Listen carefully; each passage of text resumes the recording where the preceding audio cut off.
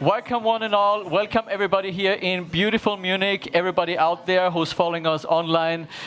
It's a great evening, and welcome everybody to this marvelous evening at the World Food Program Innovation Forum. Now, we are here in beautiful Munich. Today the weather is not exactly on our side, but like you may know or may not know that Munich is the host of the Munich Security Conference, and that's of course one of the reasons why we're also holding our WFP Innovation Forum here today. It's because there's world leaders who come here to Munich talking about war, talking about conflict, destabilization, but also about peace. And food security is a key aspect of national security, which of course is one of the causes that we as World Food Program deeply care about. We, of course, calling WFP Innovation Forum our home here, we are talking about hope, about solutions, that we can talk about the elements of technology, about new business model startups that can help us make a difference for so many people out there. Now, that is something that the team, myself, that we're working on that, are doing on a day-to-day basis, but you learn more as we go through the evening with 8 exciting startups, where you will see both on humanitarian assistance side and also resilience, reducing the needs of the future, how that can actually happen. My name is Bernard Kovac. I'm the Director of Global Accelerated Ventures here at the World Food Program. And I'm just gonna tell you a little bit upfront, like what might be in store for you as we're going into this evening. What we work on is innovations and startups that can change the lives of people. So we're not talking about an abstract, well, nice tools. We're not talking about anything that's like theoretically. It's about actual people in the Global South, in disaster zones. And we identify, support, and scale those innovations that really make a difference. And we couldn't do that without our partners. And I want to point out also all our long-term partners that are here in the room, but also online joining us here.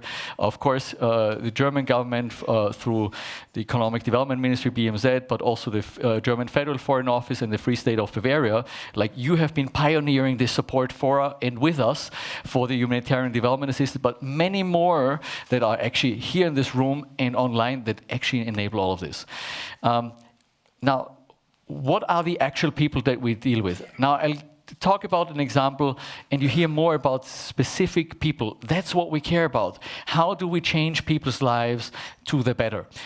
This example here is a social business called Sanku. What they do is they use a small machine that you see here to fortify maize flour with essential vitamins and minerals. Now, that sounds exciting. It's even more exciting that they are already reaching 32 million people right now.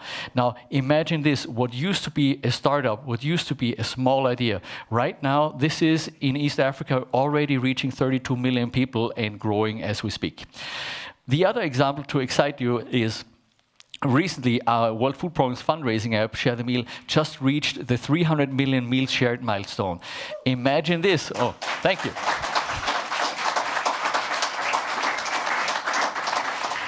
This is something, 300 million meals. So each and every one of you in this room, if you've supported it or online, that has made a difference, not just because of that one meal you shared, but because of everybody else together, which is over $200 million that have come together through all of us actually doing this. So like, this is really exciting.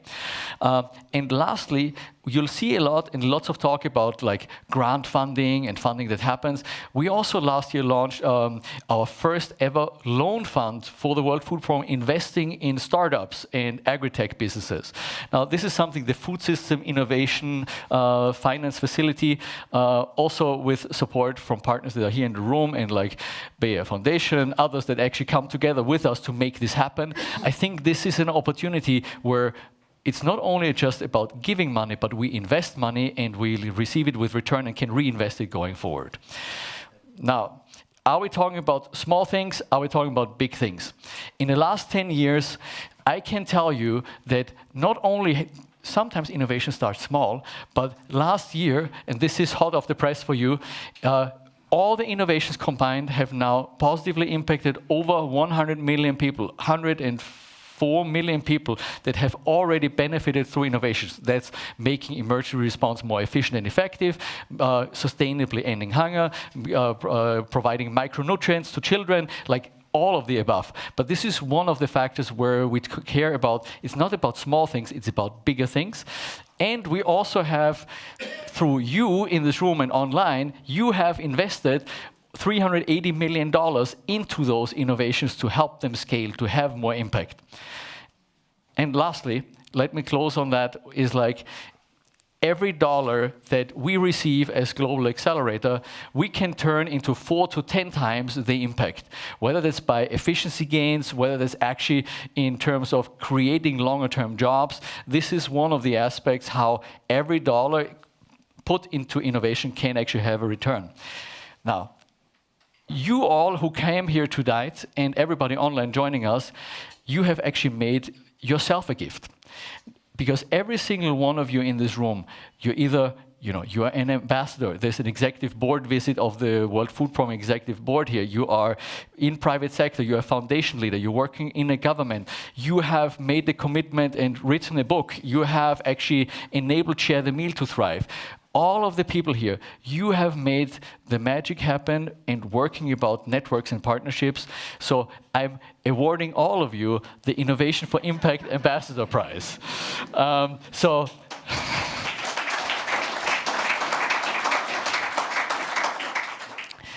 Don't forget, we want to close the evening not only with exciting stories about startups and innovations, but also having more impact together.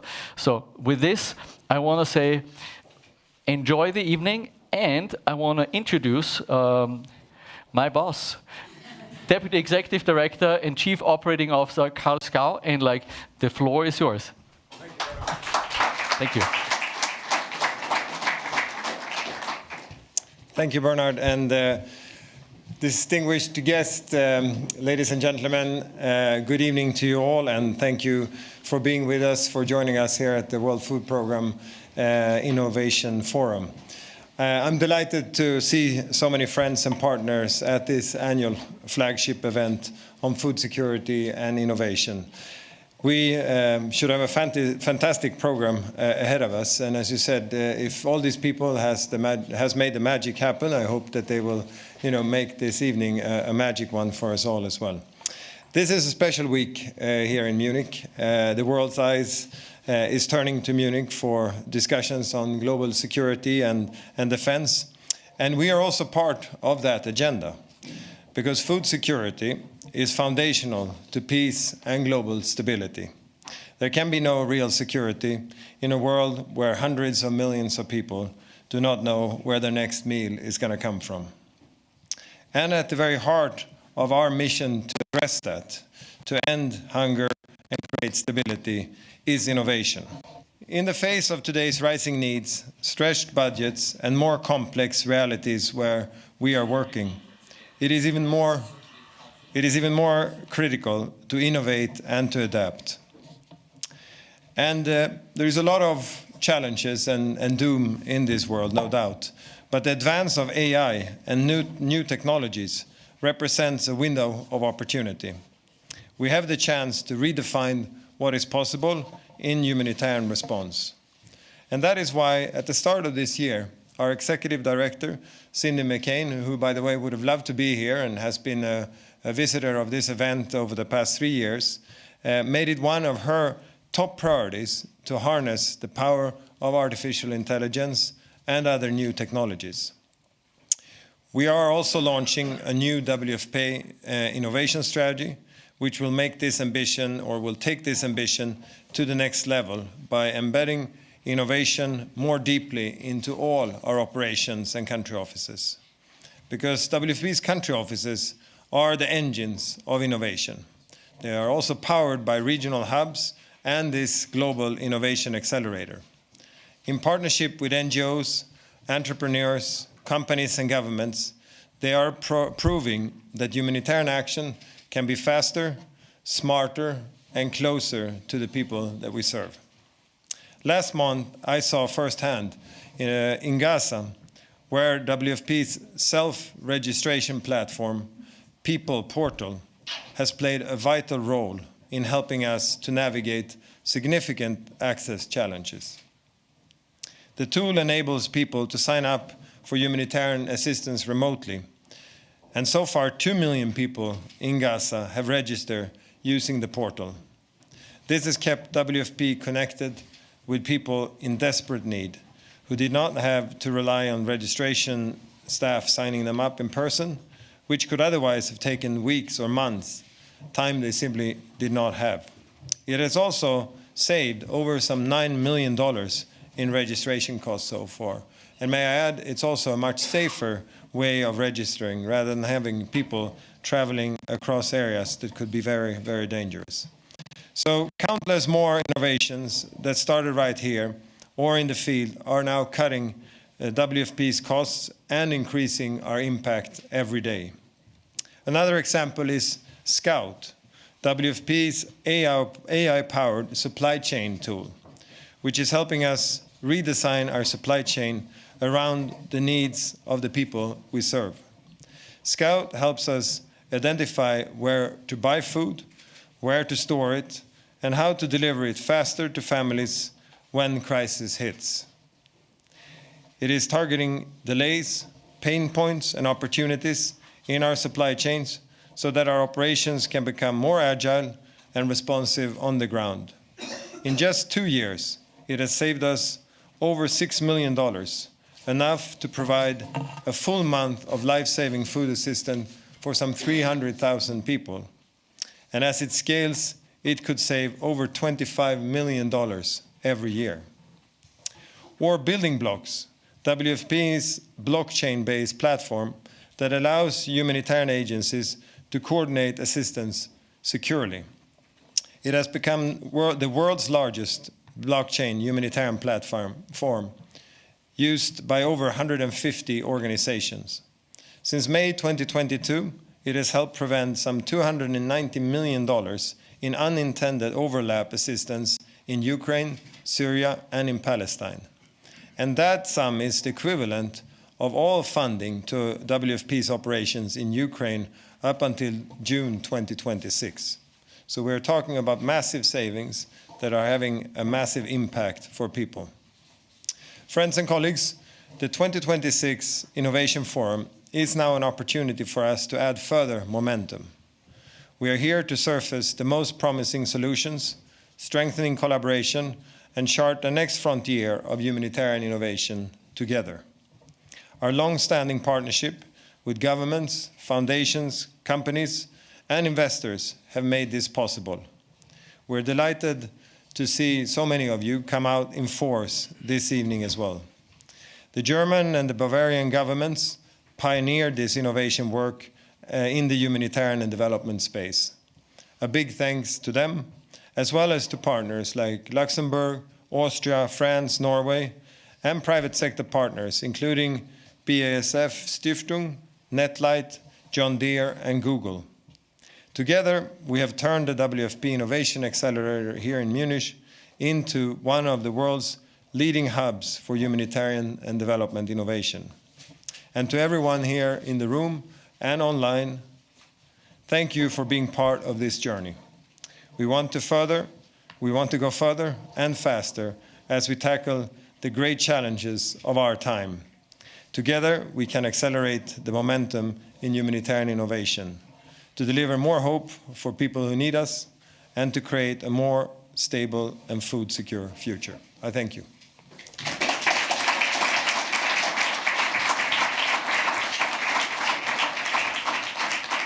So, wow, these were quite inspiring words. So thank you very much, Carl. Now, and I forgot my clicker. Come on, like I have to walk down back.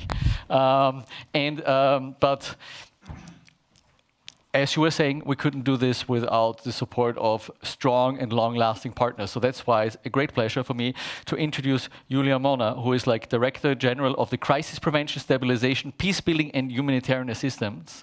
Quite a mouthful, but like it is very important, and we'll learn more from the German Federal Foreign Office. Ms. Mona, the floor is yours. Thank you very much.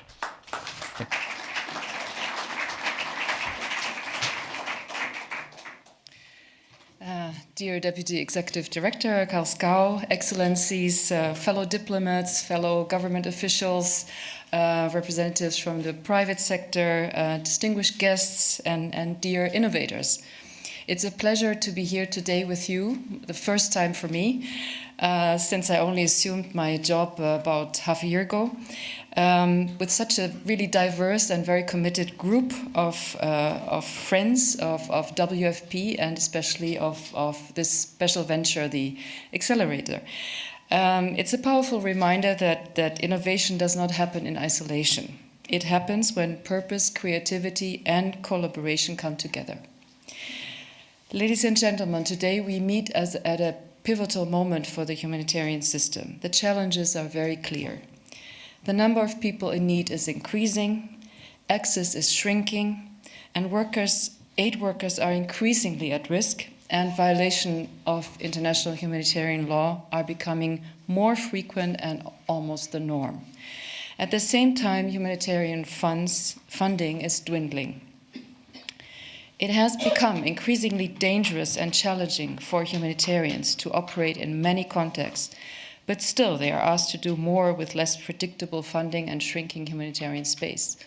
And just in the very last days, we've heard of so many attacks on WFP's convoys and trucks, and we had to deplore people who lost their lives because they were not covered anymore by that protection that humanitarian workers deserve. In this reality, the question is no longer whether we innovate. I think that was also mentioned in the panel. It's not a question of whether, but how innovation can strengthen our ability to adapt faster, to act smarter and more effectively and collectively, especially when time and access are limited and resources are scarce. Therefore, Germany's top 3 priorities guiding our humanitarian engagement are: first, protecting humanitarian access in space; second, strengthening the protection of civilians and humanitarian workers; and third, increasing efficiency and effectiveness in the humanitarian system. In recent years, several smart ideas, sourced and tested by the Innovation Accelerator, have already made supply chains and deliveries faster and more efficient. Karl Skau just mentioned the Scout project, for example, but you also mentioned a lot of other examples that helped save millions of dollars that we all now need because money is not as affluent as it was before. While many ideas are, and rightly so, focused on efficiency gains in the delivery, faster logistics, better cash systems, new tools, we would like to encourage all change makers and innovators out there to also think big on innovations and technology to help defend the humanitarian space and help unlock some of the key challenges. We know that innovation will not solve the political conflicts or enforce humanitarian law, but innovation can anticipate access constraints, support scenario planning, strengthen collective negotiation, and enable data sharing and joint analysis. Ladies and gentlemen, WFP is our largest humanitarian partner, and I cannot stress enough the critical role of WFP in emergencies. The German Ministry of Foreign Affairs has been a supporter of the WFP Innovation Accelerator, as was said before, from day one, and will continue to support innovations. Going forward, we will put an even greater focus on, first, the scale-up of tested innovations in supply chain and deliveries, anticipatory action, and emergency telecommunication. Secondly, we will support innovations that help overcome access constraints. And finally, innovations that enable collective response, dissolve the fragmentation in the system, and that ultimately reduce duplication and competition. And we've already heard a lot about avoiding duplication that was achieved by using the tools that you came up with. The humanitarian reset that we are all talking about and that we are supporting, us governments and donors, the humanitarian reset is about making the system, including WFP, fit for today's realities, making it more anticipatory, flexible, efficient, and locally anchored. Innovation enables this shift. For you, the entrepreneurs and innovators, this reset is an invitation to rebuild the humanitarian architecture. We look forward very much to listening and to the ideas presented today and to the conversations they will spark. Thank you for your commitment, for your courage and your willingness to reinvent and reimagine what is possible in the humanitarian sector. Thank you.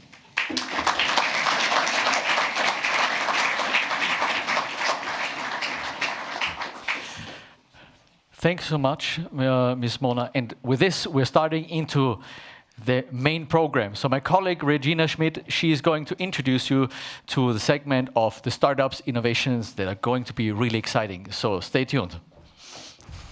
Regina, the floor is yours. Thanks so much. A very warm welcome also from my side to the audience here in the room, but also the global audience who is tuning in online. And my name is Regina Schmidt. I'm leading the SDG2 acceleration programs for the accelerator. It's a pleasure to be here, and it will be a super exciting evening. The theme of today is innovating for impact. So you will hear about innovations who are not only bold in vision, but they really are proven in practice. So they have already delivered tangible results on the ground, and this is something they are gonna to share with you. So what are you, I'm too fast today. What are you gonna to expect now? We're gonna have 8 different pitches. We start with the first part, and then we have a fireside chat with distinguished guests. And afterwards, we have the second one. So how does it work? Every pitcher has 3 minutes. I'm always saying this is like a quick fire to show you what the problem they want to solve, how they want to solve it, and what they have reached and what is their ambition.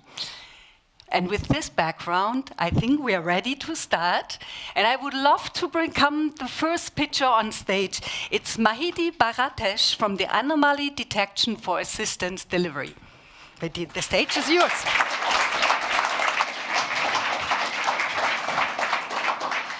Thank you, Regina, and good evening, everyone. I'm Mahiti, and I work with WFP on identity management. Now, let's get started. Every meal that WFP delivers starts with data. In order to assist, we need to know who people are and what makes them vulnerable. As of today, at WFP, we're managing over 150 million identity records. That's nearly 3 times the size of the population of Spain. And this is often collected in some of the most difficult contexts, in between conflicts and natural disasters. What makes our job extremely difficult is not just the scale of the data, but also the complexity of the context in which it's collected. When crisis strikes, WFP needs to respond within days. That also means our registrars on the ground need to collect data from millions of people within a very short period of time. This speed can often lead to small errors. Also, contextually, close to 40% of the population we assist don't have access to formal IDs, and many just don't track their birthdays, meaning registrars need to make educated guesses on the spot on how to spell someone's name or how old they are, naturally also leading to small errors. But when we're assisting some of the most vulnerable people, these small errors can have life-changing consequences if it impacts their assistance. Until recently, we just didn't have the solutions and tools to analyze such high volumes of data at scale. But today, with AI, this changes. So last year, we worked on an anomaly detection solution that uses AI to go through millions of identities simultaneously. It's able to identify errors and anomalies that help us save costs. We ran a pilot in Somalia and were able to identify savings of 1.7 million. The solution helps us to do 2 things. Firstly, it helps us save cost by identifying errors in our data set. For instance, on the right, it's able to go through millions of pictures and identify those that are incoherent and send them back for verification. It's also able to identify cases where people have been erroneously excluded from assistance. And this is extremely crucial, because behind every error is a family that may be missing out on assistance. For example, the one on the left, these children were estimated to be in their teenage. However, in reality, it turns out AI is a better estimate of age than the human eye, and they were 5 or less years of age, and they were missing out on early childhood nutritional assistance. It's also able to go through biographic data and identify other errors, similar to this one, where a young teen was misclassified as a young teenager and was missing out on nutritional allowance that's given to pregnant women of a certain age group. With this, our vision is now clear. With over 300 million people facing crisis-level hunger and our funding at some of the lowest levels we've seen, we want to make sure every identity is reviewed, every anomaly is detected, and every dollar is maximized. We're looking for technological partnerships and $800,000 to scale the innovation globally and also build new capabilities. With this, we estimate to save close to 18 million annually that can be reinvested to make sure fewer people go to bed hungry at night. Thank you.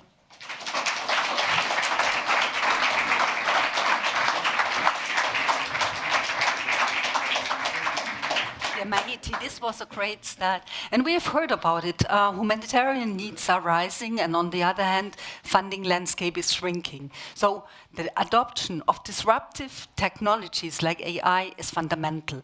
And ADA is a nice example. It's a solution which had been built from scratch in order to strengthen data assurance across WFP operations. With this in mind, we move to the next one. It's an external entity who is represented by Margherita Philipp. Margherita, the stage is yours.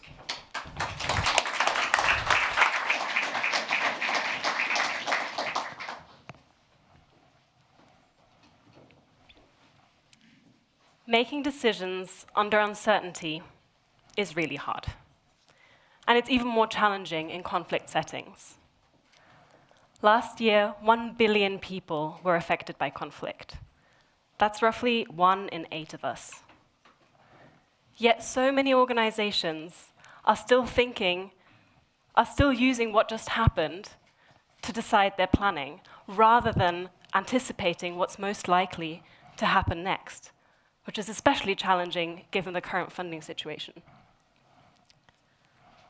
That's why at Econ AI, we help organizations look ahead. Since 2021, our flagship project, Conflict Forecast, has been providing open-source monthly predictions of conflict risk, both at the national and the subnational level. We do this using, amongst other features, text from over 10 million news articles. But forecasts alone don't change outcomes. The real challenge lies in making use of predictions to effectively inform decision-making. That's why we don't just build models. We help you combine our forecasts with your own data and your own priorities in order, for example, to calibrate forecasts to inform early warning systems or to estimate the impact of different policies. If done well, this can have a huge impact. For example, with the FCDO, we adapted our conflict forecast to a 3-year planning horizon in order to identify countries that were currently peaceful but might be at risk of conflict. Why? Because preventing conflict really pays off. In fact, with a recent paper with the IMF, we estimate that spending $1 on conflict prevention might lead to returns as high as $103. That's now informing the World Bank strategy. It's also been cited by the UN Security Council. But it's not just about saving costs. It might also be about saving time. For example, in the context of the Central Emergency Response Fund, where we adapted our existing forecasts to build an early warning system, and we found out that funding could have been dispersed up to 3 months earlier. And you can imagine the kind of impact that can have in crisis settings. What we found across our projects is that it's not about reinventing the wheel. We have to use the forecasts that are already there in order to inform decision-making and adapt them to the operational context of the individual organizations. For example, with the WFP, we're adjusting our conflict forecast and our internal displacement forecast to anticipate food insecurity. That's currently being piloted in Somalia and might save country offices up to $1 million. With 10 years of experience in anticipating crises, our team sits at the intersection of cutting-edge research and real-world policy making. Right now, we're raising funds in order to improve our forecasts, specifically to make better use of our text corpus through generative AI models, which will help us become more precise, especially with our subnational models. At Econ.ai, we're working towards a world in which organizations can move from being reactive to being a lot more proactive, and we would be delighted to accompany you on that journey. Thank you so much.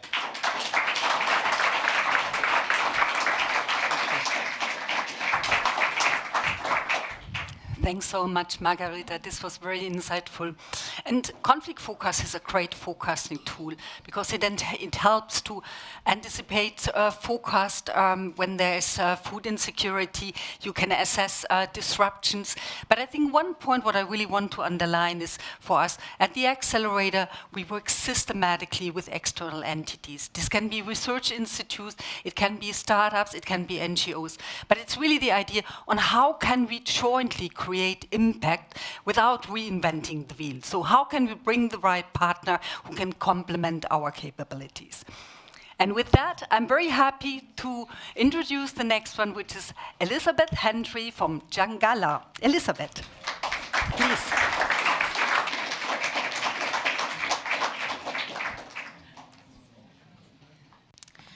It's an honor to be with you all here tonight. I'm going to start with a question. When was the last time that you were offline? Imagine that you're a displaced person on the move. You're anxious to be able to contact friends and family and get information that you need to decide what you're going to do next.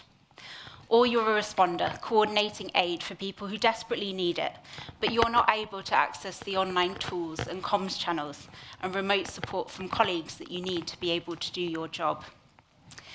Millions of people, but also service providers, are unconnected from the internet. But existing technologies are often too complicated, too costly, or too limited. And it means that the humanitarian sector is constantly reinventing the wheel to find workable solutions. Jangala is a humanitarian not-for-profit with a mission to address this. And this is our technology. This is Big Box. Big Box is the Swiss Army knife of connectivity. It's been designed specifically with aid context in mind. And it brings together a number of innovations, which means that it gives you lots of options for how you can both connect to the internet and use it. Just to share some of those innovations with you. So Big Box can connect to up to 32 sources of the internet, including 4G and 5G, satellite and fiber. It's also able to take really modest sources of internet, for example, a single mobile phone SIM, and scale it up into Wi-Fi that can connect more than 100 users at the same time. Lack of power is a massive issue in many of the contexts in which we work. And Big Box is able to connect directly to solar and battery to be able to operate off-grid. Crucially, it's a cost-effective and it has longevity. It has a 10+ year lifespan, it has a rugged exterior, and it's built using open source technology. And you also don't need to be a technical engineer to be able to use it. It's designed to be able to be installed by anybody. Jangala has grown from an effort that began with 3 volunteers in the Calais refugee camp to connecting 150,000 people in 36 countries. Our partners include UNICEF in Sudan, who are using Big Box to connect safe learning spaces for children. In Kenya, IOM are using it to connect their field teams, including in rural areas. And after the major earthquake in Turkey, it was used to connect teams arriving in Adana airport. All of that partnership, all of that real-life impact, and all of that use of big box has gone into 3 generations of prototype of big box. And we're now in the final stages of doing de-risk development to be able to launch big box as a commercial product. If you're looking for dependable connectivity to support your large-scale aid projects, come and talk to us about piloting or ordering big box to support your work. And if you're looking to drive innovative social impact, help us to mobilize the 600,000 euros that we need to be able to accelerate the completion of our work, to be able to launch big box as a product. Together, we can connect millions of people and extend the benefits of life-changing aid. Thank you.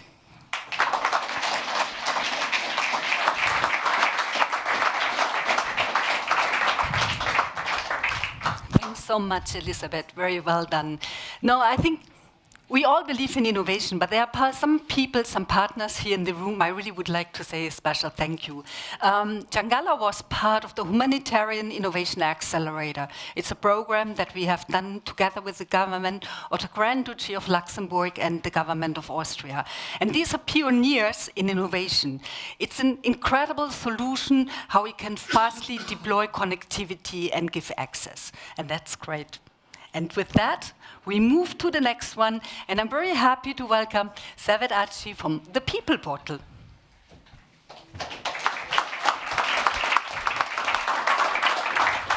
Thank you so much. Good evening.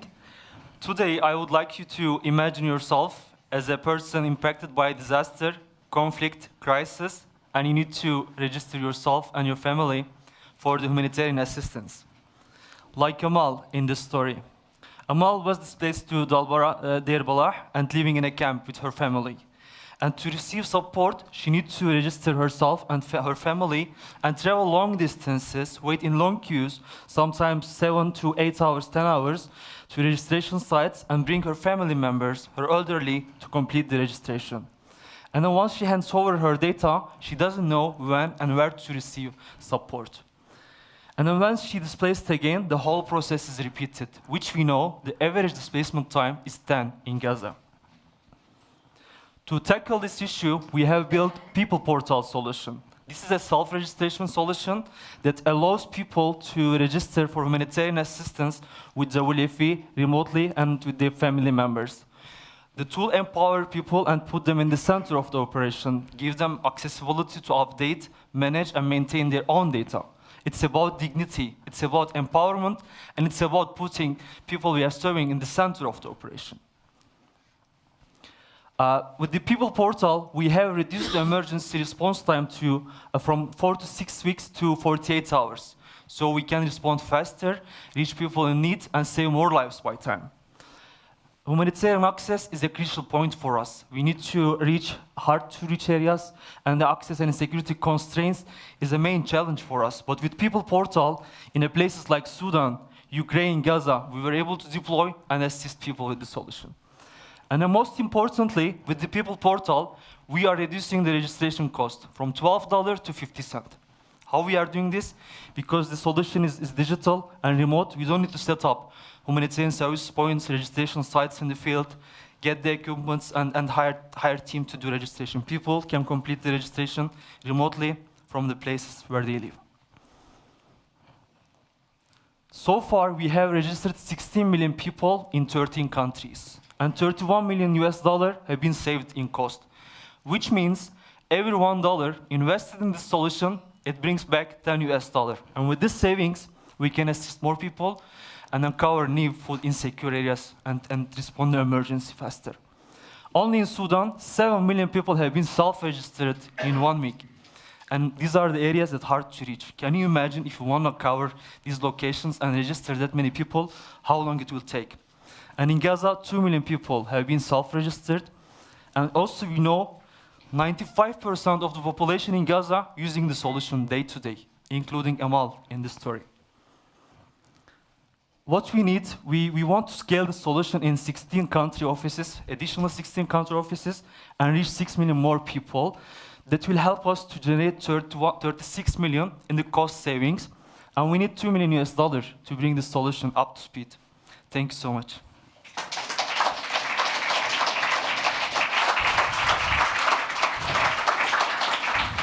This was amazing. I'm each time very much impressed. But there are several things I'm impressed. First, I think we can innovate in hardcore duty station in Gaza, in Sudan, in Palestine. But also the impact they have achieved already right now to reduce, really disrupt the way how we have done it so far, and the cost per household from $12 to 50 cents. It's just incredible. Very well done. And with this, now we have listened to technology in the field, but now we are moving to policy engagement to build resilience. I'm very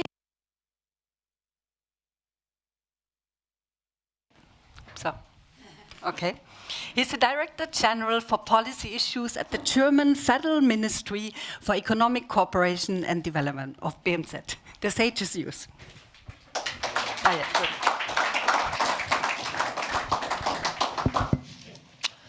Yeah, well, thank you very much to the pictures. This was very inspiring already, and I'm very much looking forward to the next 4 ones. But of course, also, dear Excellencies, ladies and gentlemen, dear Regina, it's a great pleasure to join you for this fireside chat. It's not the first time for me. I already heard a lot of innovations, and but I think you really have chosen very well the headline to bring innovations into practice. This is, from my point of view, very important because often we have innovations, some lofty innovations, but how to bring it on the ground, this is also sometimes a challenge. But already what I heard is really, really inspiring very well. First, I want to apologize because since 3 hours I have a kind of hiccup. And if you hear a click, it's not the mic, it's me. And if you have some super solutions or super innovations, be my guest. No, come back to the subject. The World Food Programme remains, of course, one of Germany's most important partners in the fight against global food insecurity and the transformation of food systems worldwide. And the first 4 innovation pitches we have seen today, I already said it, have already shown the incredible potential of WFP's innovative approaches to create real, tangible impact on the ground. This is to put it into practice. This is really important. And these ideas are all a source of hope, I would say, proving that both thinking within WFP and with partners combined with transformative partnerships with the private sector can empower communities not just to endure, but to thrive even in the face of persistent crisis. And innovation is no longer optional. Regina already said it. It's no longer optional, it's essential. It's essential to bring us forward in the complex circumstances we are all working on. It is key to addressing the challenges we face in our shared mission to achieve a world free from hunger. And since last year's Innovation Forum, these challenges have only intensified. Geopolitical tensions, of course, shrinking fiscal space, high humanitarian needs, and the accelerating climate crisis. Sustainable development cooperation, driven by innovation, is central to tackling these interconnected crises. WFP's Global Accelerator plays a crucial role in identifying, but also nurturing and scaling, of course, the most promising ideas to drive meaningful changes. WFP's mission to save and change lives in a monumental logistical challenge. We all see this every day, and of course, you better than me. Yet, significant impact doesn't always require reinventing the wheel. You already said it too. But often, pragmatic and targeted innovation, like today's pitches, prove to be game changers. Whether through improved connectivity, smarter data systems, or better soil management, small scalable solutions can greatly enhance reach efficiency and food resilience. As a founding member of the recently launched School Meals Accelerator, the German Ministry for Economic Cooperation and Development is committed to leveraging innovation and partnership to globally scale national school feeding programs. And these programs are powerful tools for promoting both healthy nutrition and equal access to education. Innovations like the School Connect, for example, the School Connect tool showcased today demonstrate how digital solutions can optimize investments, enabling better decisions and greater impact for vulnerable communities. Today's pitches also highlight innovations that address both immediate needs and long-term challenges. And I think this is very important, to look at the here and now, but also to see the horizon and the structures. And from my point of view, this is, well, already the pictures showed these two components of development policy. Germany has been a strategic partner of WFP's Global Accelerator from the start, working together to future-proof WFP's efforts, building strong, innovative partnerships with the public and private sector focused on scalable impact is central to this mission. And strengthening food security and resilience through innovation is one of the most effective ways to drive broader development. Reliable access to nutritious food improves learning, productivity, and reduces vulnerability, while also laying the foundation for economic growth and sustainability.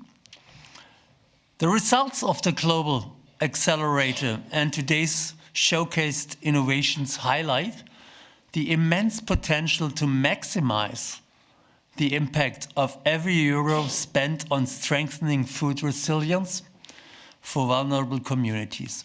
And this is not only important for WFP, but also, of course, for our communities at home, to show that we can accelerate, that we can improve, that we can innovate, and that this has to do also with efficiency. Earlier this year, my ministry adopted a reform plan to make our development cooperation more strategic, more focused, and more partnership-driven. And I think the innovations presented today align perfectly with this vision. Let us join forces, because this is very important, and we already heard that. Let us join forces to scale up the best innovations and integrate them into WFP operations, unlocking their full transformative potential. And together we can find bold, disruptive solutions to the world's most pressing crisis. Thank you very much.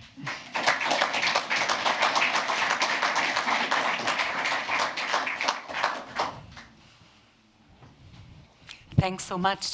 This was very inspiring. And I really have to say, BMZ and GFFO from Germany, German government, had been one of the first supporters of the accelerator, really since day one. We are very, very thankful on that. Now, with that, I would like to hand over to our deputy of the accelerator, Hila Cohen. Please come on stage. She's going to moderate the fireside chat. Thank you so much, and we will complement the important inputs from Mr. Steinhilber. And I would like to join two speakers to join me on stage and grab a microphone on the way.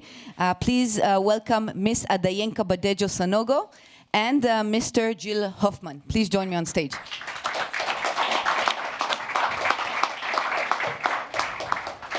So, inspired by our pictures, we are going to have a brief and quick fireside chat, and we wanted to leverage the expertise of both our panelists. So thank you so much for joining on stage. And so, Ms. Adayenka Badejo Sanogo, please introduce yourself first, and then Mr. Gilles Hoffman, it will be great if you can introduce yourself as well. Testing, 1, 2. Okay, really a pleasure to be here with all of you. My name is Adayenka Badejo. I'm with the World Food Programme for more than 20 years. I'm currently the secretary to the executive board, and prior to that, I've worked in operations management in Syria, in South Sudan, in Afghanistan, and happy to bring some field realities into this conversation. Thank you so much. Mr. Hoffman? Thank you very much. Yes, as I said, I'm Jill Hoffman. I work for the Luxembourgish Ministry of Foreign Affairs with the Directorate for Development Cooperation and Humanitarian Action, where I'm actually looking after our emergency response, but also more and more getting engaged in all our initiatives linked to innovation and technology more generally. So yeah, I have been around for a while and also be here a few times and know the accelerator quite well. Thank you so much. I'll also quickly introduce myself. I'm Hila Coyne, the Deputy Head of the Global Accelerator of WFP. Now, our panel is going to be quick but focused, and we're here to talk about building for impact. So, Ms. Badejo, I'd like to start with you and ask you the first question. And we will have one question each, and then we will have a lightning round with a joint question for the both of you. And we'd like to build on the comments from Mr. Steinhilber. So, Ms. Badejo, first for you. As you shared, you've been in multiple roles in WFP. You've been in the front lines in locations as South Sudan, Syria, and Ivory Coast. And that is the short list. The list is much longer. I want to ask you, from your perspective, what are two elements to think about when we're innovating for the communities that WFP serves? That's a very good question. And maybe let me share, since you've been here, Gills, many times. This is my first visit to the accelerator, super excited, and more importantly, my first visit to Germany. So I hope I get to see. No, but coming back to your question and putting the people we serve at the center of the conversation, it's important to take a last mile approach. And what do I mean by a last mile approach? Because when you're designing solutions for vulnerable people, it's important to design with the user, or let me rather say design from the user backwards. Not necessarily, come with a tailor-made solution or a solution that is designed in a different context, but to really design with the people in mind, taking their reality into the solution design. For example, if you're solving a problem for smallholder farmers, in the communities that we serve, where we work in, the communities that I come from, the reality of a female farmer is completely different from the reality of a male farmer. We can go on and on for the whole evening talking about access to land rights, access to inputs, in terms of the gender dynamics. So it's important when startups or we're thinking of innovative ideas for certain communities to put them in the center of the design.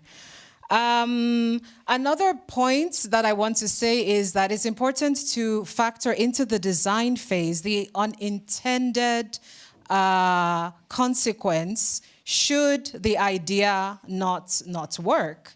And again, if you have the people in the center of your design, you design from them and with them, it's important to manage expectations, because what we try to avoid in WFP is really raising expectations. So we know some ideas will work, some won't, but it's important when designing those solutions to be really real and straightforward with the communities that we're working with. Thank you. Ms. Badejo, thank you so much for these insights. I think it's very relevant for everyone in the room and all the people also listening online. So thank you so much.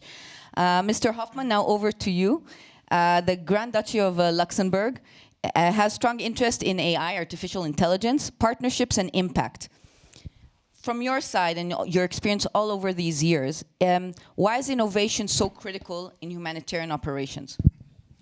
Thank you, Hila. And actually, I have to say, when you asked me to speak or to say a few words on this panel, I thought, yeah, it's easy. But now, listening to the two speakers, the two colleagues representing the German government, I was just thinking everything has been said because, of course, I can say that I guess the position of the Luxembourg government, the strategic position of the Luxembourg government when it comes to these issues is not very far away from the position of our German neighbors. So a lot has been said, but still let me try to add on a bit. And you mentioned AI. I think, yeah, of course, AI is a very important topic nowadays. But I also think we are not looking so much into AI, but we are more looking into what can be done with AI. And in general, we would always look into, like, when it's about innovation, look into solving problems and not innovate or use tools like AI just to do so, but really making, as you said, impact. And when it comes to AI, I mean, there are, of course, different use cases of AI. One, actually, the anomaly detection is something we are also working on in a different project. But when it comes to AI, what we are looking into is as well data and analytics using AI, but not only AI, but really making sense out of data. There is quite a lot of data around. And I think the humanitarian sector can really be informed by this data. And I think we could do better in that area. And we are actually supporting quite many projects in that area. And then also linking to partnership. I mean, an interesting project we are working on together with the accelerator here and also CERN, based in Geneva, and the Luxembourg Institute of Science and Technology is about federated learning for AI models. And that allows actually to bring data of different agencies together and learn. I mean, I'm also not the AI expert, but make sure that AI models can learn on data of different agencies, even without having the data on your own premises or really having insights into the data. But still, the model can learn, and that's, I think, also a way of sharing data between agencies, which has been a bit of an issue maybe in the past. And yeah, maybe just building on partnership, I think innovation in general is a great opportunity also to bring people together from different sectors, and that's something we have always been trying to kind of convene, being a convener of that. Being it, of course, humanitarians, being it governmental organizations, humanitarian organizations on different levels, private sector, but I think also academia, research institute, and I guess also different governmental agencies which can support in that area. So that's maybe two examples I could add to what has been said already, like all the importance. Thank you so much, and we are of course building on each other, and I think this is a useful insights for everyone in the room and online. Now we're going to a quick question round, and we see a lot of innovators. We are seeing the innovations here on the stage directly. We have the accelerator has a history of and a wide portfolio of teams that have been with us or continuing their journey with us. But there's also people in the room and online that want to innovate in humanitarian realities. So I wanted to ask you each one piece of advice that you could give to an innovator that wants to address a humanitarian situation. So, okay. One piece of advice I would give is not to be afraid of setbacks, because setbacks, it's really through trial and error. It's part of the learning journey. So what I would say is, as you design, of course, there's a temptation to aim for perfection, right? But don't stay too long in the design phase. Bring your prototypes into the real world, test in the real world. I wanted to bring some field realities to the conversation. And don't stay too long in the design phase. And, I don't want to use the word failure, not to scare anybody, but it's really through trial and error that you get to perfect your idea. Thank you so much. We also believe in that approach that you can design for months, but until you don't implement, you don't really know if your concept is working or not. So thank you so much for that. Gilles, over to you. if I would have the answer, I would probably be pitching here and build something great and not, sitting in the boring ministry office. But no, I think maybe two aspects. I think one would really be not always try to reinvent the wheel. It has been said as well. I think there is a lot of stuff existing. I think in the humanitarian sector we also might not have the means and the funding to innovate, or not to innovate, but to invent like super new technology. Other people are doing that, and they are doing probably better. But I think when it comes to humanitarian innovation, it's interesting also, to scan the horizon, look into what is existing, and then how to adapt that to be used in humanitarian sector. I think that could be an advice. And I guess with that also working in partnership, also working with others. And I think also the different programs of the Innovation Accelerator are doing that quite well, bring people together. And I remember from also the Humanitarian Innovation Accelerator, which we have been supporting, that there was a lot of ventures. In the beginning they were pitching and really trying to get the funding for themselves.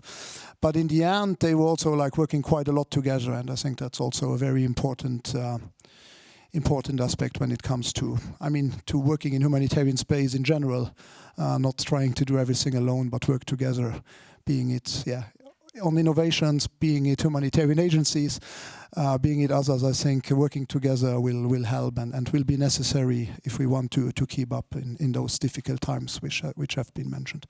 Thank you so much. Thank you, Ms. Badejo.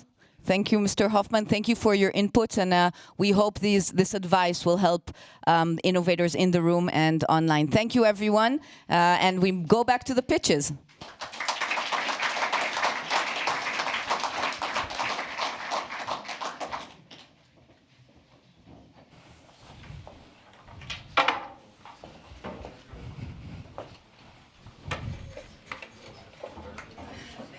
Yeah, thanks so much, Hila. Thanks, panelists. Always interesting if people from different backgrounds share their experiences. Yeah, and we are here for the second half of the pitches, and I'm very glad to welcome on stage now Cedric Samedecho from the End-to-End Supply Chain Planning team.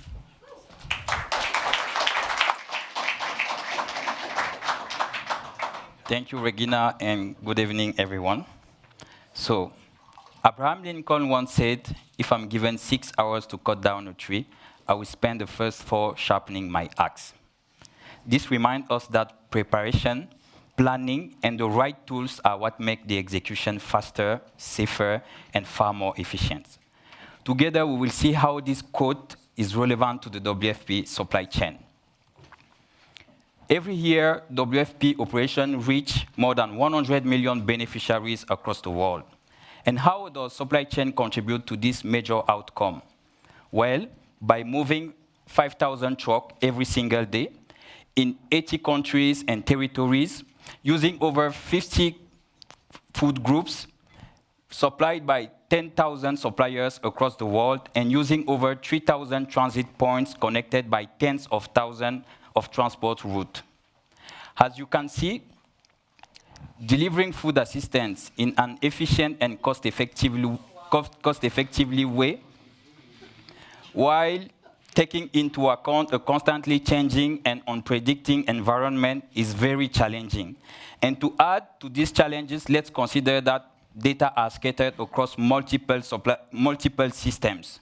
So to make these challenges, WFP has created an end-to-end supply chain planning ecosystem using cutting-edge technologies like AI and machine learning.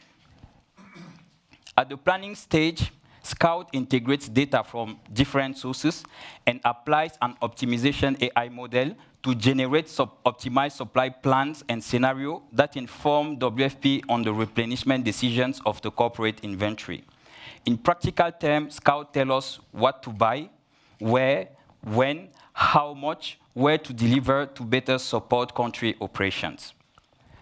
At the country office level, we have Prisma, which is a cross-functional control tower using advanced AI model to provide key descriptive and predictive analytics, helping WFP teams in the front line to plan faster, better, to anticipate and mitigate risks and take timely actions that improve operational efficiency. And then we have Route the Mills, which is an optimization tool that supports supply chain strategies and operational design by analyzing logistics network and improving food deliveries to the beneficiaries. All these tools are helping stretch every contribution as far as possible. That's why in 2025 only, they have generated more than $10 million cost saving, enough to feed additional 800,000 beneficiaries. At full scale, we can unlock up to $50 million, representing millions of additional beneficiaries. To accelerate this transformation, we are seeking a financial support. Over $2 million to scale our teams and capabilities, knowing that every dollar invested here has 20-time impact in the ground. We also welcome any strategic partnership with technical experts in AI, machine learning applied to supply chain processes. And finally, we are looking for sponsorship to allow us to share these tools and our expertise to the wider humanitarian community. Before we close, we want to invite you all to help us sharpen our axe and save more lives. So together we can bring down the tree of hunger in this world. Thank you.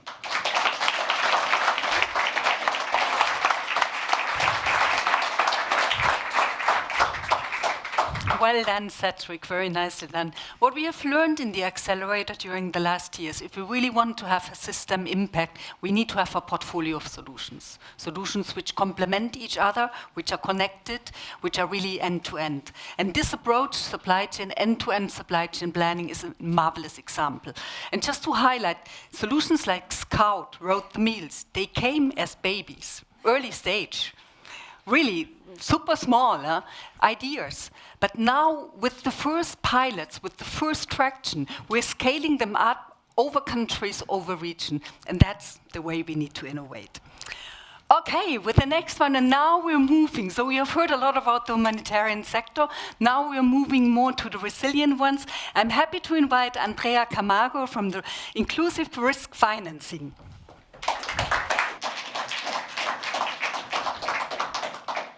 Good evening, everyone.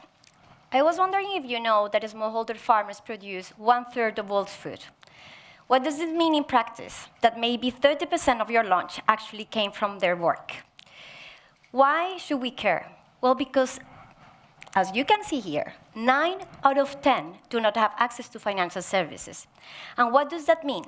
That means that they are resilient to shocks, and also they cannot invest to thrive. Why should we care about this? Because when smallholder farmers are not financially resilient, then food security is at risk. To illustrate this, I will share a little bit the story of Julia Choc. She is a mother of 2 who lives in Alta Verapaz, Guatemala. She relies on corn and tortilla making, but as you might know, in Guatemala, there are recurrent droughts and heavy rains. This is making her life extremely difficult.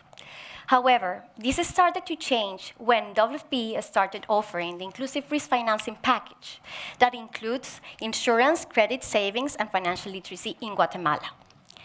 I will tell you a little bit about the results. In 2024, Julia and 90 friends formed a savings and credit group that managed to mobilize an impressive $10,500.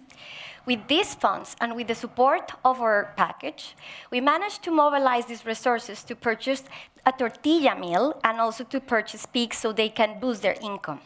Also, very importantly, this package includes parametric insurance cover against droughts and excess rain.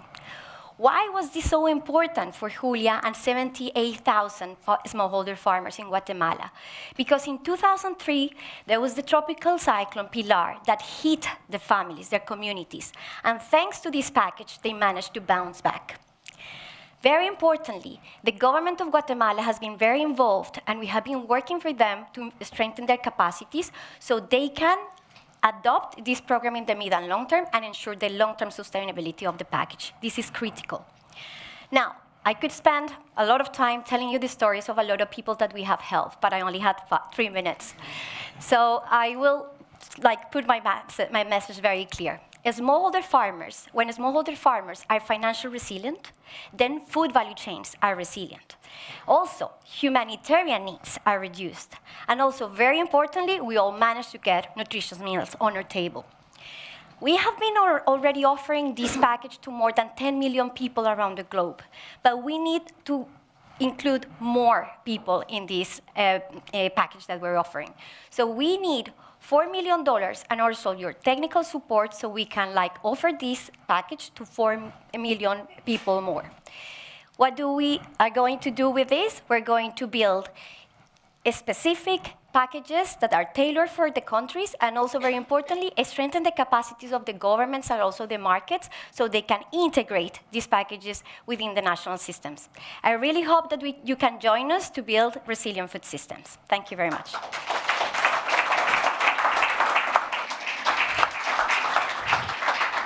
Thanks so much, Andrea. I would love to hear the other stories. No, because I think inclusive risk finance is a marvelous example to reach the second strategic outcome of W's new strategic plan, which is to reduce the needs and to help households to better withstand future shocks. And it's a great model to do that. Now, we're coming to the next one. I'm very happy to welcome Margot Mrat from REMA on stage.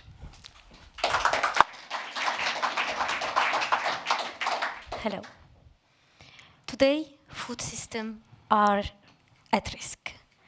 Climate extremes are drying our fields, and conflict is destroying land, markets, and access to inputs.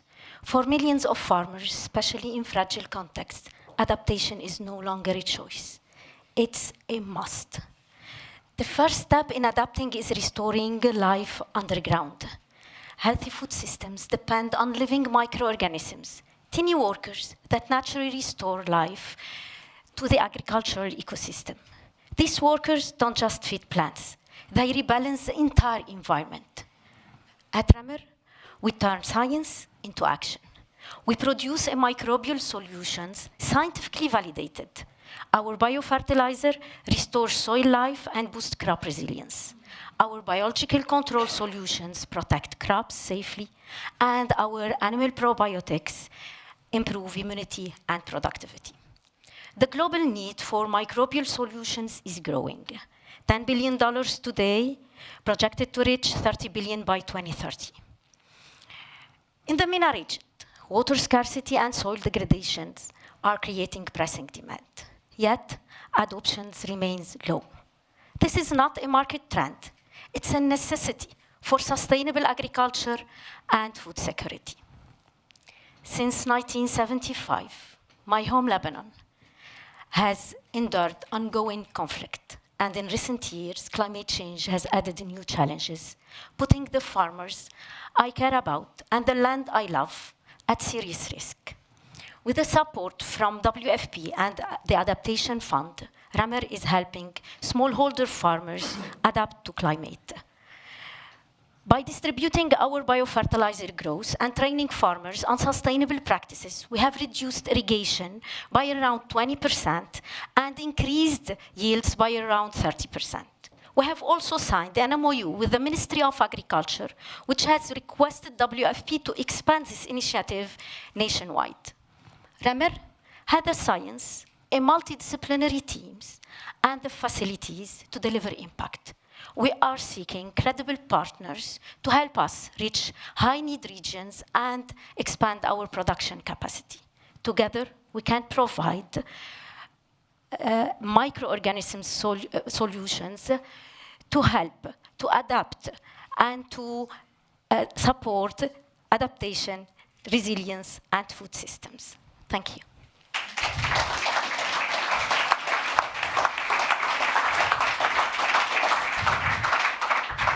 Thanks so much, Margot.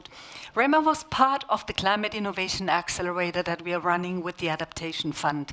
And it's amazing to see we've started the program with an inception workshop with the government in Lebanon, where we had key stakeholders all together and we're identifying what are the areas that we need to innovate, and really from a portfolio, from a system approach.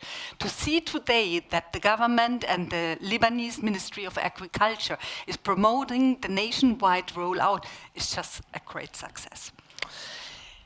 But there are more successes, and unfortunately, the last picture we are ready is Hugo Marchand from School Connect.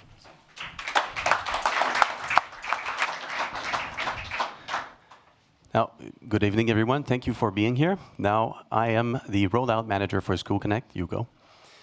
Now, at a global scale, in 2024, 466 million children were receiving school meals daily. Out of them, 139 million were in countries advised by WFP, and 21 million children were fed directly by our agency on a daily basis. Now, for you to understand the service we're providing at School Connect, I need you to understand a little bit more about school feeding and what is the school meal programs. Now, it's quite simple. At the core, it's actually a logistics issue. It's about getting the good food, or the right food, in the right quantities, to the right school, at the right time. Now, imagine you're like my friend George in Benin, and you have to manage 6,000 schools. You need to answer 6,000 times to that question. And you're accountable for 20 million meals. So, what do you need? Well, what you need, of course, is visibility on your operations. You need transparency, because you want to be able to see right through your school, straight in their storage, and you want to know what's the quantities in there.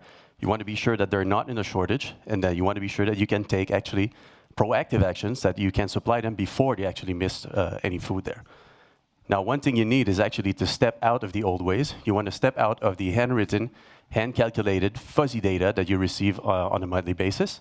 And what you want to is to get real-time data. You want an application that is able to digitize straight at the school level the information that is there, so that you can have it analyzed and visualized and ready for you, so that you can make the decisions and you can allocate your resources in the most efficient manner possible. Now, of course, we provided him with School Connect, which is exactly what he needed in this case, because with this tool, you can get the information in all of your schools in real time, so you know what's the attendance, how much food was eaten, how many commodities, and what's the stock at the current moment, basically. So you can do those allocations, and you can shift your priorities so that you can actually optimize your system. Now, because we did this with George, we have quite a momentum. We now have 25 more Georges, actually, and we are monitoring 11,000 schools, and we track 350 million meals, and we help to feed 3.6 million children in a proper manner on a continuous basis. Now, if I'm here tonight, it's because I need your help. I'm trying to raise 2.6 million. Yeah, that's a lot. Because I want to support all of the WFP. No. But, okay, let me start again, sorry. So I'm trying to raise 2.6 million so that we can develop School Connect 2.0. And the idea here is that we want to build an AI-driven platform that is much faster, that is much easier to use, and moreover, that is easier to learn, because easier to learn is the key to scalability here. And if we get this, we'll be able to reach 40 countries and 30,000 schools. And let me just remind you one last thing. Why we're doing this is because we want to get more meals to more children so that they can stay in school. And this is the key for their development, right? Thank you.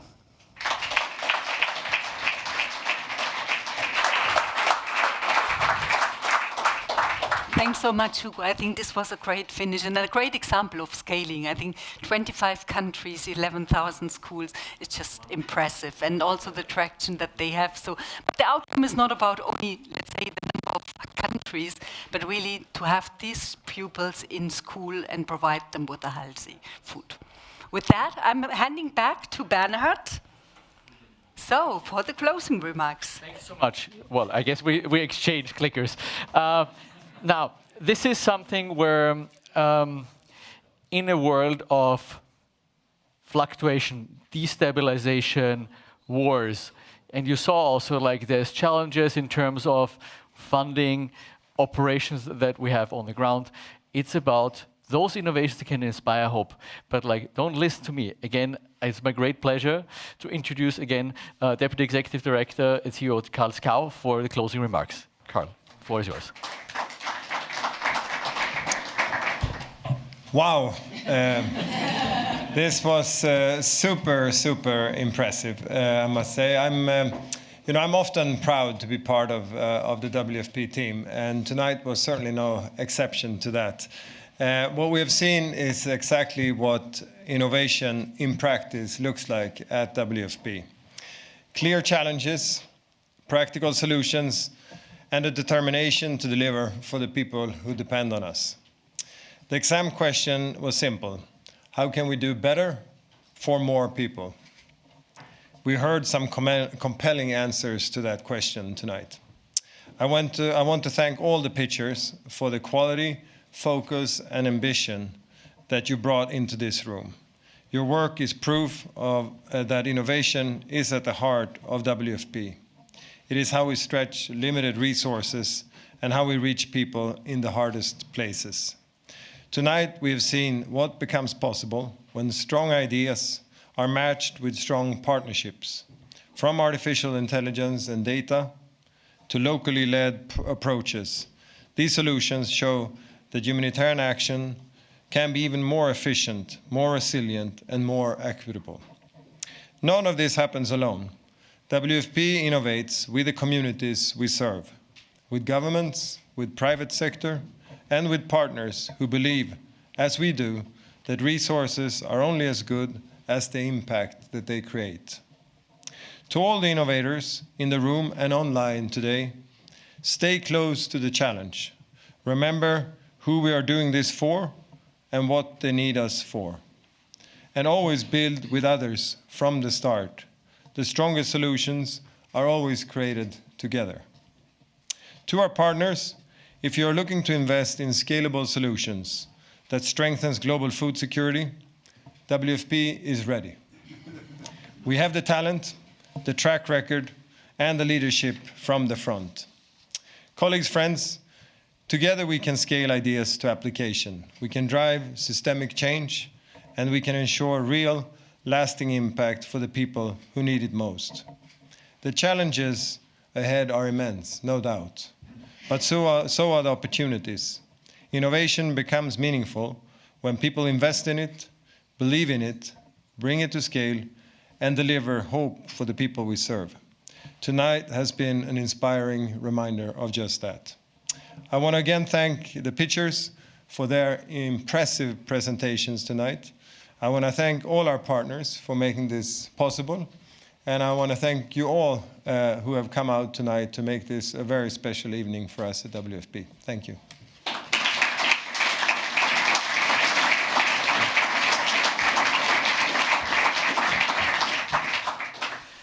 So with this, it's only for me to say, everybody online, everybody here in the room, like and subscribe, share this news. This is about like the innovators, the stories, the people we serve on a daily basis. We can give people hope. We can also change people's lives to the better.